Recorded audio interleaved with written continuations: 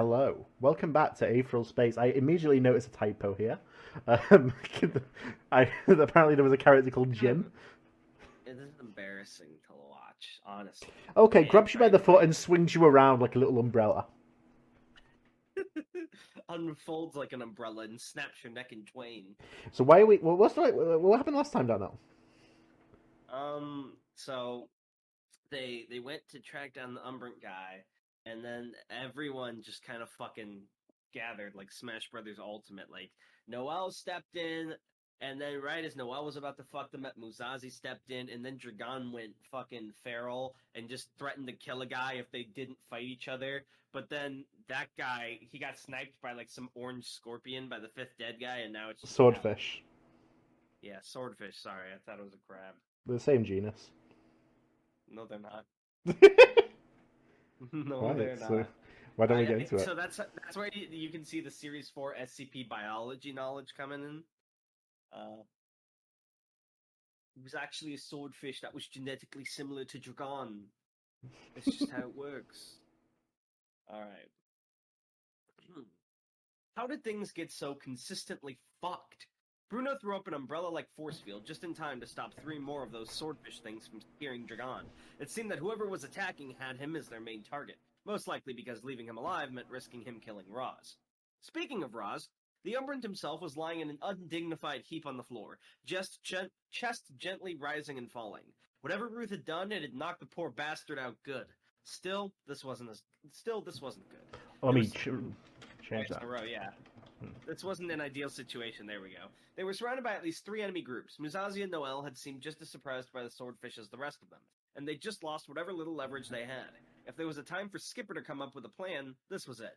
Skipper was standing in front of the rest of the group, firing off heartbeat shotguns at Noel's swarms of drones, shooting them down one by one like swatting flies. As Ruth again tried to get past him to rush at Musazi, he grabbed her by the back of the collar and threw her back towards the car. Is this Skipper talking? Yeah. No time for a brawl! He shouted over the chaos, firing off a series of shotguns to keep Musazi at a distance. Get the damn car started! Bruno nodded. That at least was a task to be done.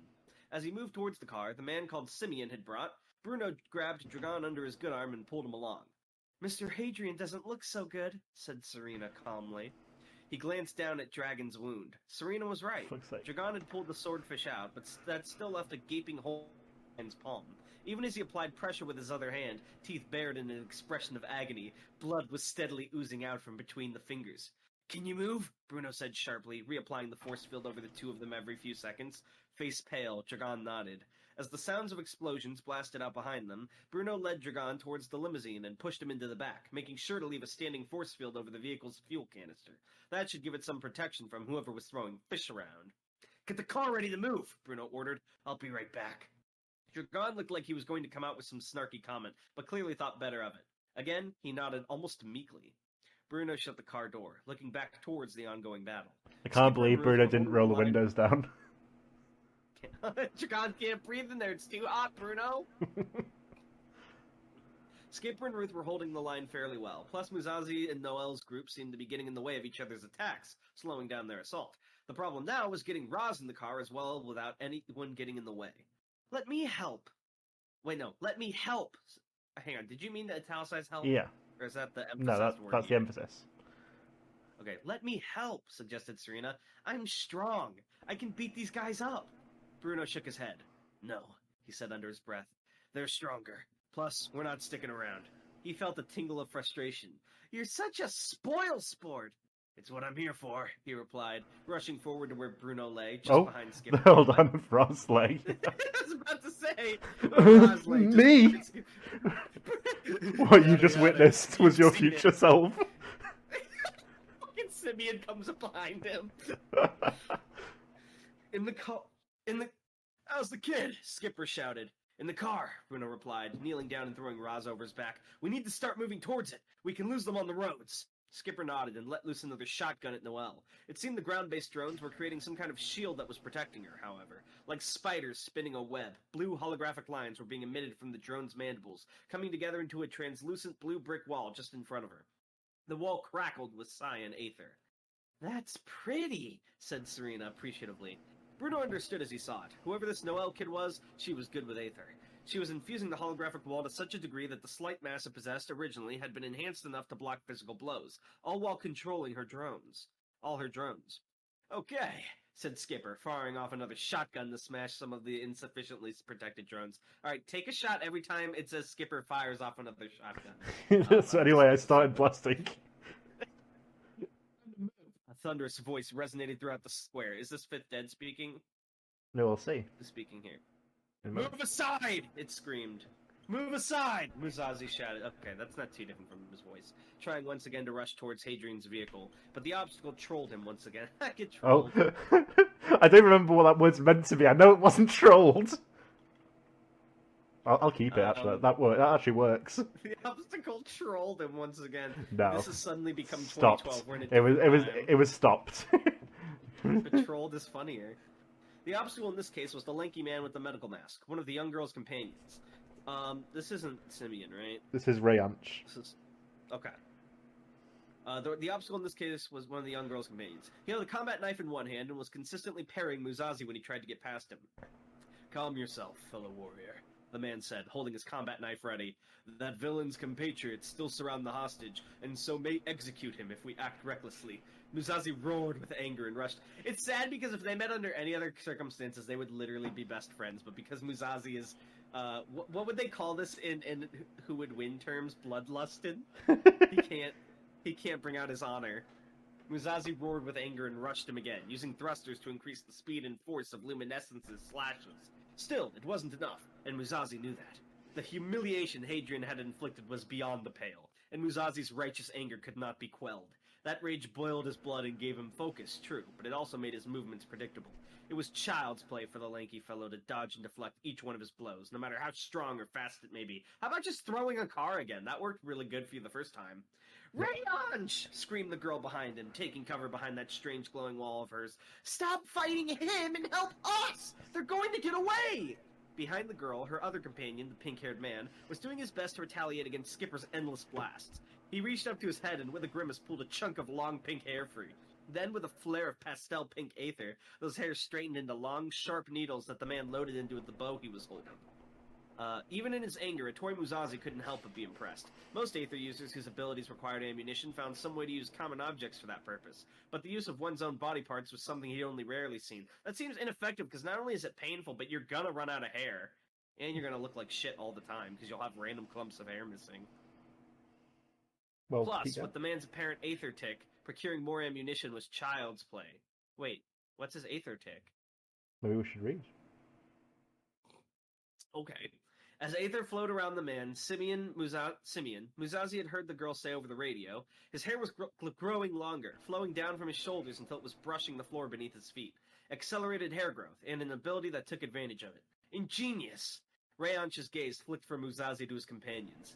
A toy, said Marie's voice in Musashi's earpiece, only the faintest signs of urgency in her voice. That car's taking off. Should I shoot it down?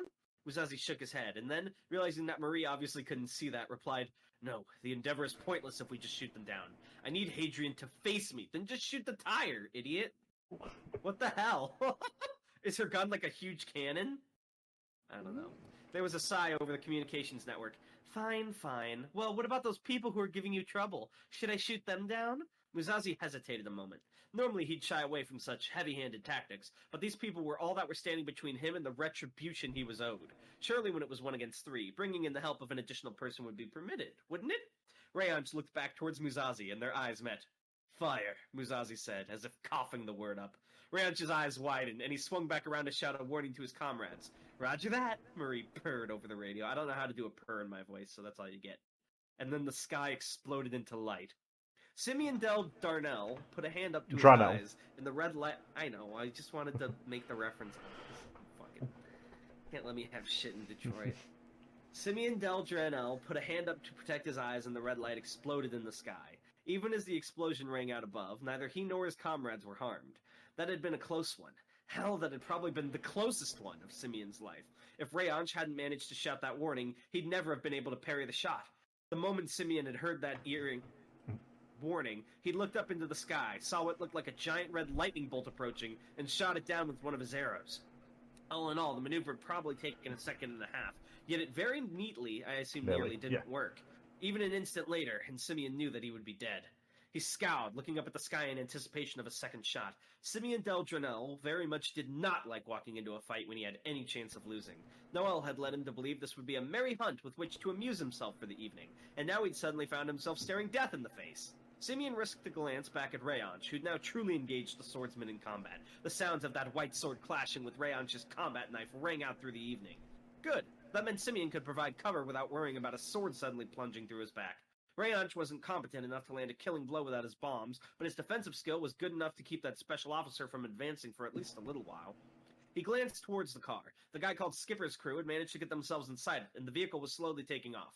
He'd intentionally brought them a car that was slow to get started, but with the situation being the way it was, they couldn't really take advantage of that.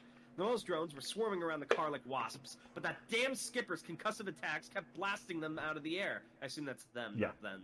And Ruth Blaine was perched on top of the vehicle, destroying anything that got too close with those claws of hers.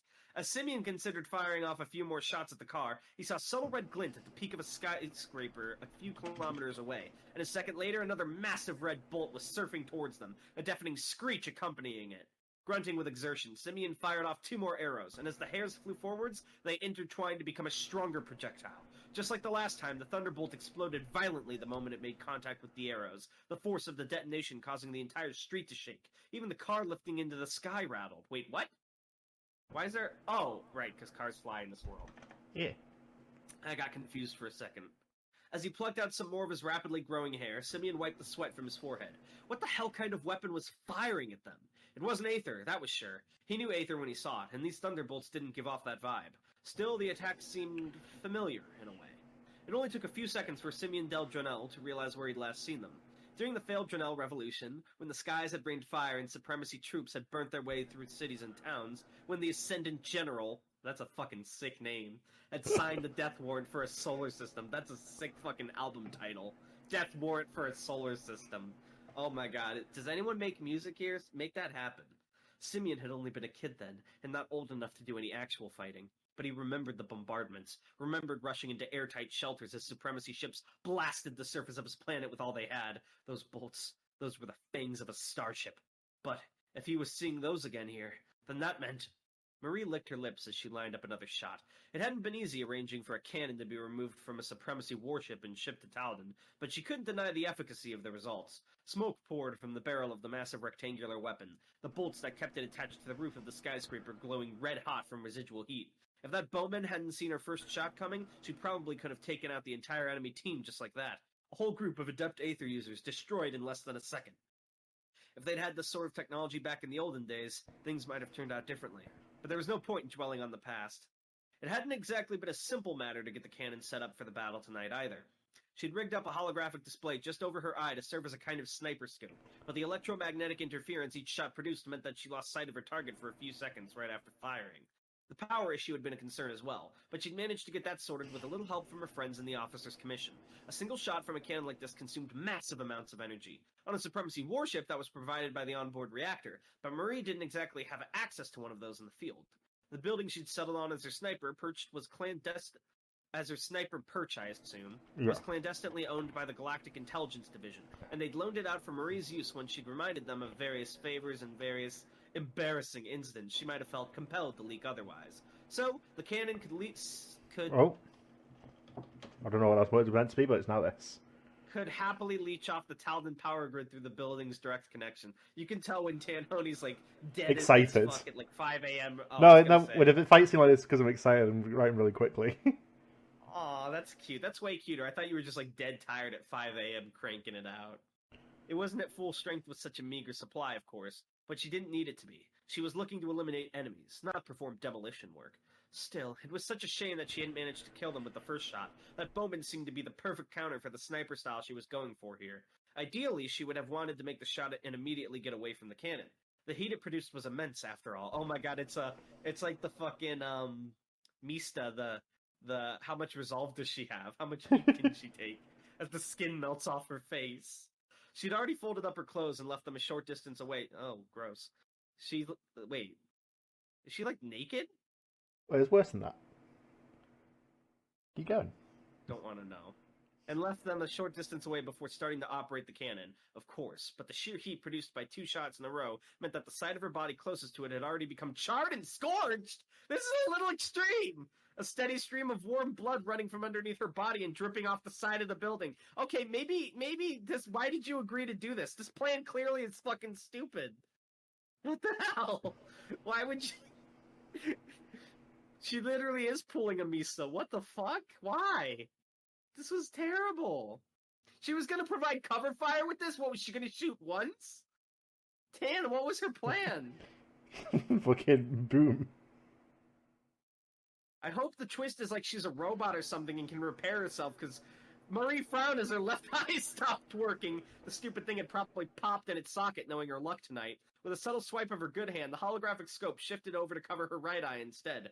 Through it, she could see that the bowman was poised and ready. Any shot she fired for the moment would be blocked easily, given the pink-haired guy's evident skill. She pouted with the side of her face that was still capable of such a feat. She really hated waiting.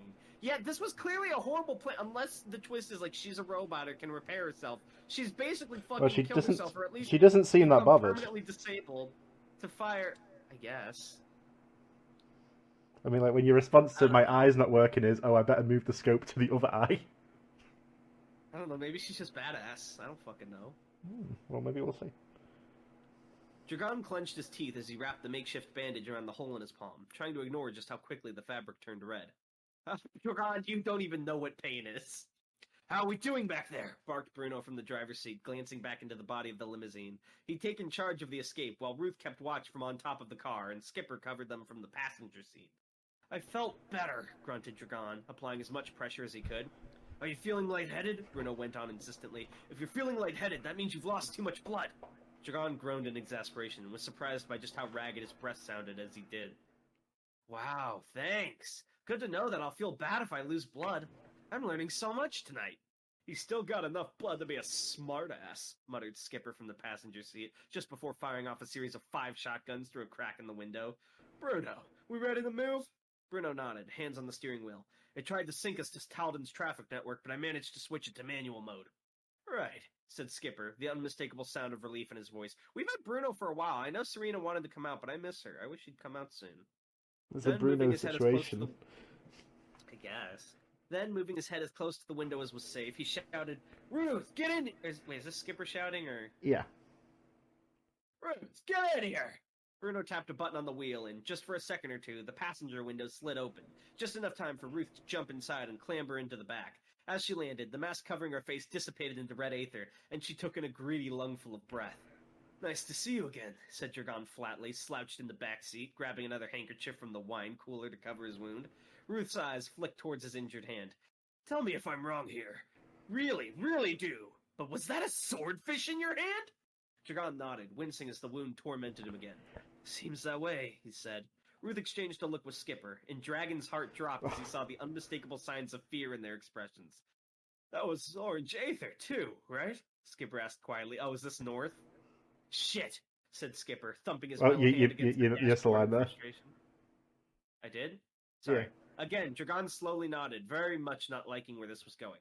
Shit, said Skipper, thumping his metal hand against the dashboard in frustration. It's him, then.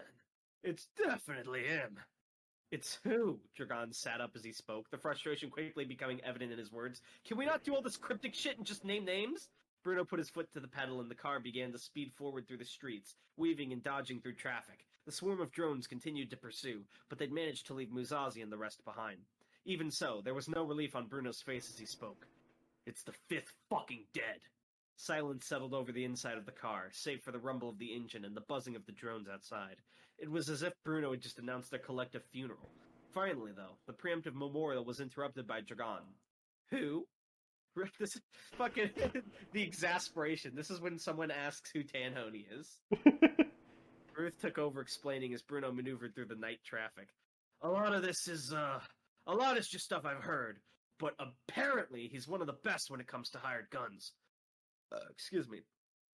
Not the most morally virtuous either, muttered Skipper, watching the drone cloud through the rear-view mirror. Apparently he was as good as the Hellhound before that bastard went contender. What's contender again? We've seen it mentioned. It's a supremacy rank, but we haven't gotten really into it what it entails yet. Well, what's he doing spiking my fucking hand? Dragon yelled, waving the hand in question. A few drops of blood spattered on the fine upholstery, and Ruth shifted in her seat slightly. No clue, said Skipper. I mean, I had a nasty run-in with the second dead years back, but that shouldn't matter. Oh my god, how many of them are there? They're like the Power Rangers of mercenaries? Oh yeah, I guess he must have been hired to grab Ross, or kill Ross, or kill us, or, well, I don't know. Helpful as ever. Dragon opened his mouth to complain some more, but was interrupted by a heavy metallic thump from above. Bruno stiffened in the driver's seat. One of the drones? No, said Skipper, eyes wide, eyes still... eyes twice. Yeah, let me fix that. Imagine you can just remove the second eyes. Still fixed on the rearview mirror. They're still a ways back. Ruth? Slowly, cautiously, Ruth rose from her seat, baring her long steel claws. Dragon opened his mouth with a croak, trying unsuccessfully to break the sudden tension. You don't think? He was interrupted by the sudden smashing of glass from behind him. Before he could turn to look at what was clearly the window breaking, a firm hand seized him by the back of the collar and pulled him out into the night.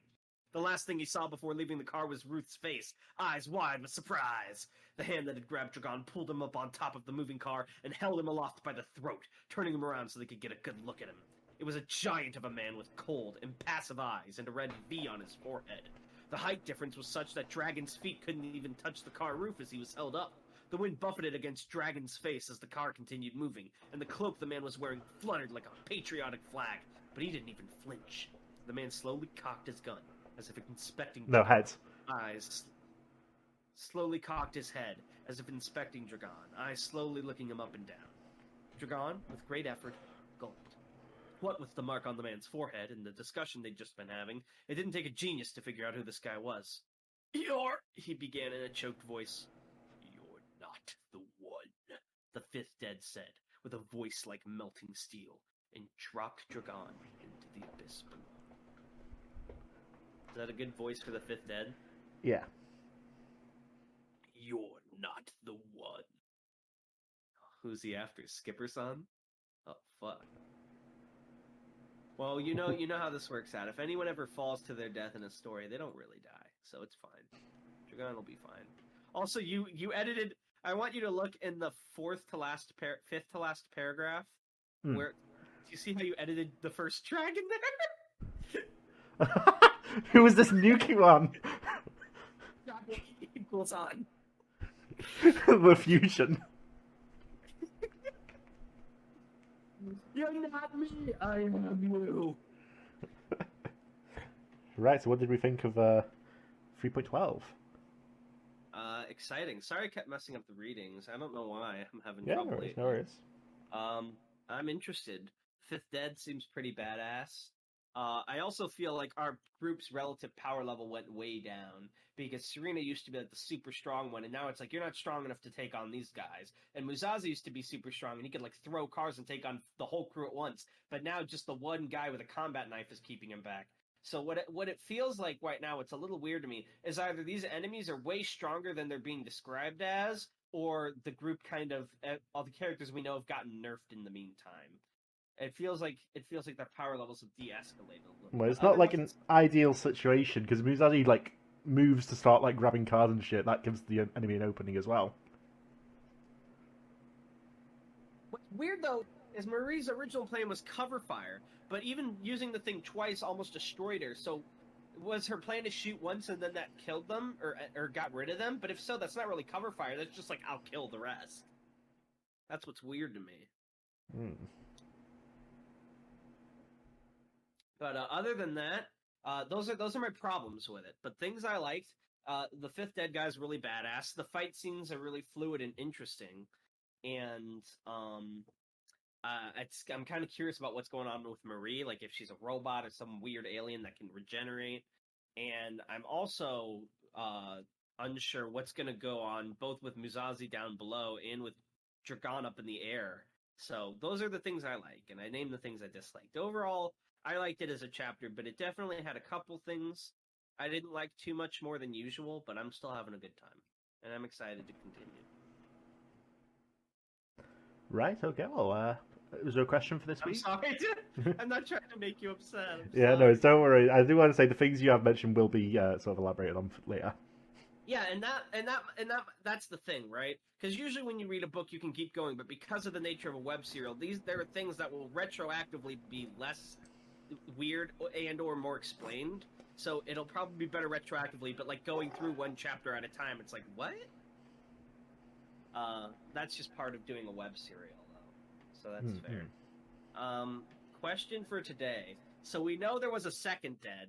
So I like the idea. I think the idea is each time one dies, there's a new one, or maybe they are a group. But what do you think the second dead's abilities were? That is my question. That's a good one, All right. And anything from you, yeah. Tam? As for context, so you can guess, you have the line that Skipper met them once. Yeah, so maybe he had a shotgun ability as well. Ah, that's how it works. Yeah.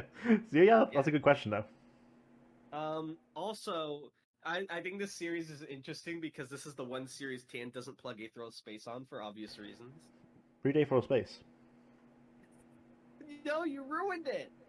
You've corrupted every series. If you guys are watching this, other things to promote, Good Morning Poon Poon is still out everywhere you can get podcasts. You should go check out our Amori Let's Play. We're really proud of that. And as you know by now, you've probably seen gaming videos will be coming out the same day as Aetheral Space videos. So that's pretty pog. They're going to be kind of grouped together as like the entertainment days. Yeah. Not that our other content's not meant to be entertaining. It's but fucking boring. It's not. I actually, unironically, will laugh like watching back our podcasts, like at your jokes and my own jokes. That's how fucking narcissistic I am, I guess. I don't know. But I have a good time. And Tan, I believe this week has a surprise, right? Because you already had one planned. Well, maybe. It's not something I would say check out this Friday. I would say maybe keep an eye out, but don't bet on it. Okay, well, keep an eye out for Friday. And if not this Friday, then definitely next Friday there will be surprise. But yeah, I hope you guys are enjoying the content. Sorry this is going on a while. I'm putting... Yeah, this is like this has become like the 600 subs announcement video as well.